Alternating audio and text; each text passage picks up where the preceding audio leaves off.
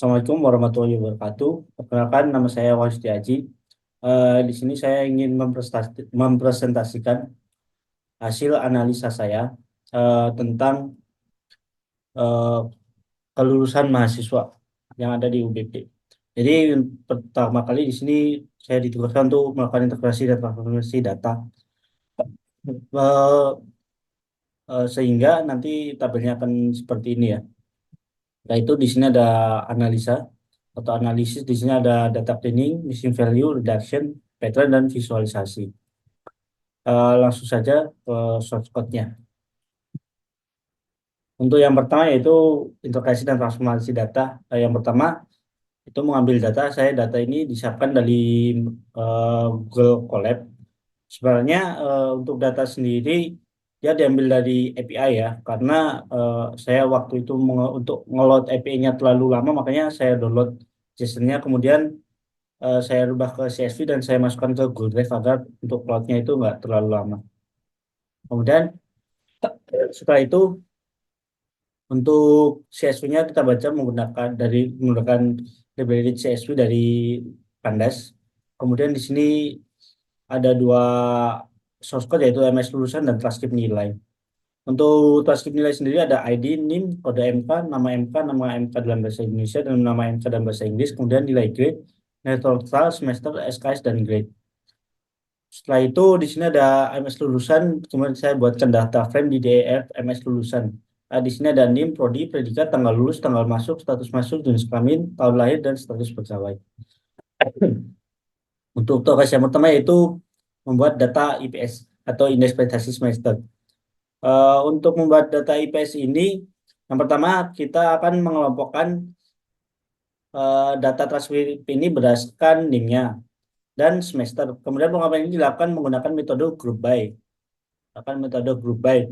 Di mana nanti untuk nilai grade, nilai grade ini dengan jumlah SKS akan dihitung totalnya, kemudian hasil akan dibagi dengan SKS per MK, maka hasilnya akan menjadi nilai IPS. Setelah itu saya memfilter untuk semester 1 sampai 8 saja ya, karena yang dibutuhkan tabel tadi itu hanya semester 1 sampai 8. Karena di sini saya menggunakan pivot agar tabelnya seperti ini ya. Kemudian di sini saya menghitung rata-rata juga untuk analisa lebih lanjutnya nanti untuk analisa rata-rata dari 8 semester ini. Kemudian untuk tas yang kedua yaitu mengubah format jenis kelamin, mengubah format tanggal, menghitung durasi studi dalam tahun, kemudian buat kategori lulus dan tepat waktu. Untuk jenis kelamin sendiri itu dia eh, karena bentuknya masih angka satu dan kosong, satu dan nol, maka akan diubah menjadi perempuan dan laki-laki. Untuk perempuan itu bernilai nol dan laki-laki bernilai satu. Kemudian untuk tanggal lulus ini kita gunakan kita konversi ke datem. Kenapa? Untuk agar apa namanya? Untuk melakukan perhitungan kedepannya itu akan lebih mudah. Salah satu contohnya itu dari menghitung lama durasi kuliah. Di sini menggunakan tanggal lulus dan tanggal masuknya, kita menggunakan datem ya. Jadi untuk hitung lama durasi kuliah ini, saya menggunakan tahun di mana nanti hasilnya misal 4,2 tahun, 4,3, 3,5 tahun gitu. Kemudian saya membulatkan untuk durasi kuliah ini cuma dua ya, di belakang koma atau di belakang titik. Kemudian menentukan rematch lulus tepat waktu apa atau tidak. Di sini untuk kriterianya yaitu untuk lulus tepat waktu yaitu eh, di untuk yang reguler S1 itu 3,5 tahun minimal dan maksimalnya itu di 5 tahun. Setelah itu datanya ditampilkan seperti ini. Untuk yang selanjutnya yaitu menghapus apa namanya mahasiswa pindahan, di mana mahasiswa pindahan itu mempunyai status di status masuknya ini yaitu satu. Jadi saya memfilter dulu status masuk, di sini ada 8 data. Kemudian setelah itu untuk 8 data ini akan langsung saja dihapus. Di sini untuk shortcut untuk membuat apa namanya penghapusan mahasiswa pindahan. Kemudian menggabungkan apa namanya kedua data frame itu data transkrip nilai dan MS lulusan. Di sini menggunakan metode apa? Menggunakan metode PD-MERS. Di sini ada dari IPS pivotnya ini dia ditampilkan semua ya dari NIM sampai rata IPS. Kemudian untuk yang MS lulusan itu ada jenis kelamin, tahun lahir, predikat, tanggal lulus, tanggal masuk, status pegawai, durasi sekolah, trimester. Nah, untuk pengakuan ini berdasarkan NIM ya. Jadi untuk ketika di data MS lulusan ini ada salah satu NIM yang tidak ada di IPS pivot ini, maka dia tidak akan ikut datanya ya. Jadi kita bisa lihat di sini, kita coba cek ini di sini ada 459 data. Kemudian untuk di MS lulusan MS lulusan itu dia ada 405 4.542 data. Dia ada banyak sekali ya, sekitar berapa itu? 32 data yang tidak ada NIM-nya di sini. Untuk integrasi data cukup sampai di sini. Kemudian kita akan melakukan analisa. Analisa yang pertama saya lakukan yaitu apa namanya? Mencari missing value ya. Di sini kita menggunakan missing value dengan metode ISNUL, kemudian menjumlahkannya. Kemudian didapatkan di sini ada IPS semester 1 ada 3 missing value, IPS semester 2 ada 1, dan IPS semester 8 ada 16. Kemudian kita tampilin data yang ada nilai nolnya. Ada di sini ada 1, 2, 3, ada sekitar banyak ya. Berarti ada 20, kalau nggak salah. Ada 20 data ya. Jadi rencana bukan rencana ya. Untuk menangani missing value pada kali ini saya ingin apa ya mengisikan mereka dengan rata-rata di setiap kalau misal rata-rata IPS semester 1 berapa, nah nanti di sini akan diisikan rata-ratanya. Untuk semester juga sama, dia akan diisi dengan rata-rata di semester 2 dan semester 8 pun juga sama. Ini untuk sintaksnya kita menggunakan def merge dan metode Vilna. Nah, di sini sintak untuk mencari nilai rata-rata yang menggunakan min. Kemudian setelah dilakukan pengisian data menggunakan metode Vilna, di sini untuk missing value-nya sudah tidak ada ya, sudah tidak ada lagi di sini. Kemudian cukup sampai situ saja untuk penanganan missing value-nya. Setelah itu ada noise. Noise yang di sini yang saya cek ada di 3 tempat yaitu predikat, tahun lahir, dan status pegawai. Untuk noise ini saya mencari dari apa ya? Frekuensi kemunculan nilai dari setiap value-nya. Maka di sini menggunakan value count untuk melakukan perhitungannya. Setelah itu saya akan menggunakan grafik ya di sini. Di sini untuk kemunculan nilai kolom predikat, di predikat ini terdapat 5 data dengan kategori predikatnya itu strip atau minus ya. Padahal di sini ada keterangan pujian, memuaskan, memuaskan, dan ini hanya strip biasa ada 5 data. Kemudian untuk kolom tahun lahir, menurut saya ini masih bukan noise ya, tapi dia lebih masuk ke dalam outlier. Nanti bakal saya lakukan apa namanya perhitungan lagi, tapi menggunakan outlier bukan menghilangkan noise-nya. Kemudian untuk kemunculan frekuensi storm status pegawai. Nah, di sini ada data yang anomali ya menurut saya ya. Di sini ada 2. Padahal untuk status pegawai setahu saya hanya ada bekerja dan tidak bekerja. Untuk 2 ini kurang paham untuk apa namanya kategorinya. Makanya kita bakal apa namanya merubah lah, merubah datanya. Di sini untuk kolom predikat dan status pegawai, saya akan menggunakan metodenya yaitu mengisikan apa namanya, mengisikan memindahkan datanya itu menjadi diisi menjadi data yang sering muncul pada apa namanya, pada datanya, pada kemunculan pada status pegawai dan predikatnya. Di sini untuk menggantinya kita bisa menggunakan metode mod.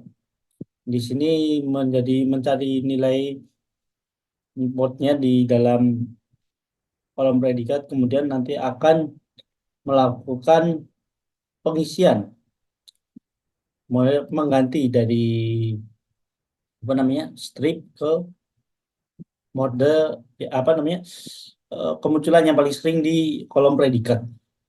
Untuk yang di apa namanya, hmm, ini untuk yang di predikat kita bisa ini, kemudian setelah dicek untuk yang predikat dia akan masuk ke dalam yang di pujian ini, kemudian yang predikat dia akan muncul ke dalam nilai nol ini.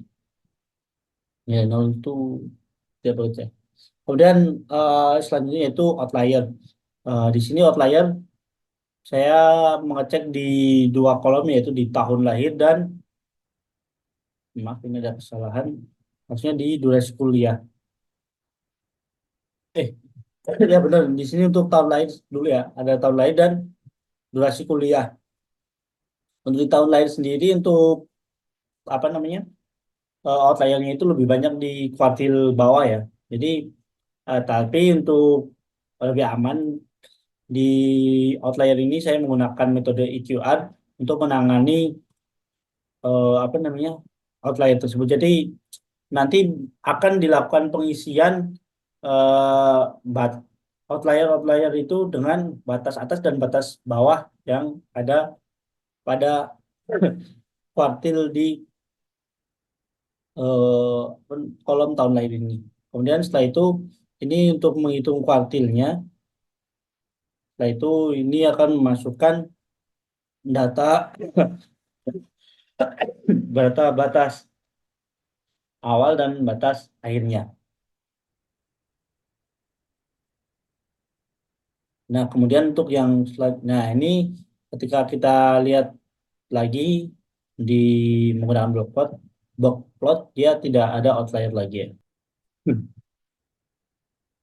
Selanjutnya untuk di durasi kuliah ini, untuk menangani outliernya saya menggunakan hanya ada batas bawahnya ya. Karena menurut saya ketika dua-duanya akan digunakan, maka untuk lulusan tidak tepat waktu itu yang melebihi 5 tahun dia juga akan menyusut ke kuartil atas, sehingga mungkin nanti statusnya yang sebelumnya tidak tepat waktu menjadi tepat waktu, sehingga ini bakal mempengaruhi apa namanya, data untuk prediksi kelulusan nanti. Jadi di sini pertama kali kita akan bukan pertama kali kita saya akan menghapus nilai outliernya yang bukan menghapus ya, mengganti nilai outlier yang di kuartil bawah dengan nilai atas kuartil bawahnya. Jadi yang diganti hanya di outlier bawah aja menggunakan lower bound.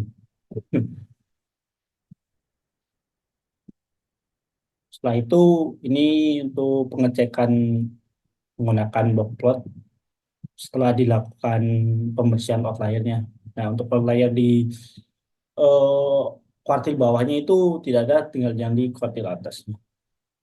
Kemudian untuk reduction, di sini reduction itu kita melakukan pengecekan duplicate value di name. Tapi setelah dilakukan pengecekan tidak ada data yang name-nya double.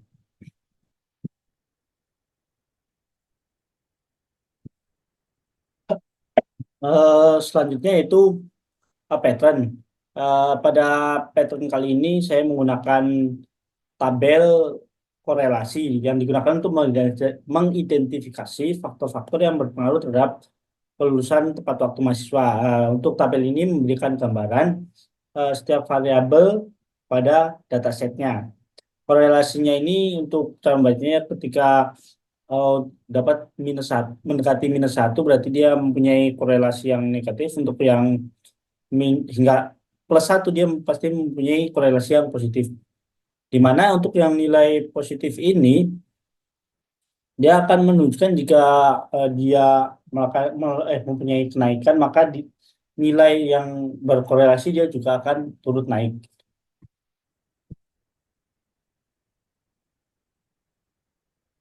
Setelah dianalisa, kita bisa lihat di sini untuk yang mempengaruhi tepat waktu. Nah, ini untuk tepat waktu, di sini aja lah. Untuk tepat waktu, kita bisa mencari nilai yang paling tertinggi.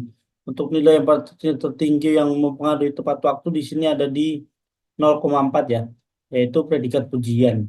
Jadi predikat pujian ini dia mempunyai korelasi positif terhadap tepat waktu. Kemudian selanjutnya kita bisa lihat di pujian 4. Kemudian kita coba lihat di predikat pujian. Predikat pujian kita bisa lihat data yang paling bisa berkorelasi. Oh ini, rata-rata IPS dia berkorelasi positif dengan predikat pujian.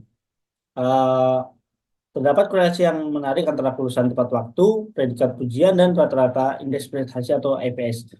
Pertama, terdapat korelasi positif antara kelulusan tepat waktu dan predikat pujian dengan nilai korelasi sebesar 0,4. 0,4.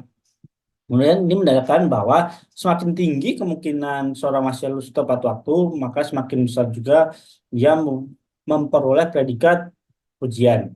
Selanjutnya yaitu terdapat korelasi positif yang lebih kuat antara predikat pujian dengan nilai IPS, di mana nilainya di sini adalah 0,56. Hal ini mengindikasikan bahwa semakin tinggi rata-rata IPS seorang mahasiswa, semakin besar kemungkinan mereka memperoleh predikat pujian. Kemudian dengan demikian, secara keseluruhan terdapat pola asosiasi yang menarik antara tepat waktu, predikat pujian, dan rata-rata IPS. Mahasiswa yang mampu mempertahankan kinerja akademik yang tinggi, ditandai dengan rata-rata IPS yang tinggi, cenderung memiliki peluang yang lebih besar untuk lulus tepat waktu dan memperoleh predikat pujian. Kemudian itu untuk lebih jelasnya, ini ada visualisasinya. Sini kita bisa lihat ini untuk kemunculan dari ini aja sih, apa namanya, rata-rata nilai IPS-nya dimulai dari 2,6 sampai 4,0. Kemudian untuk ujian ini dia lebih untuk dari segi nilai ya. Kita bisa lihat di bawah.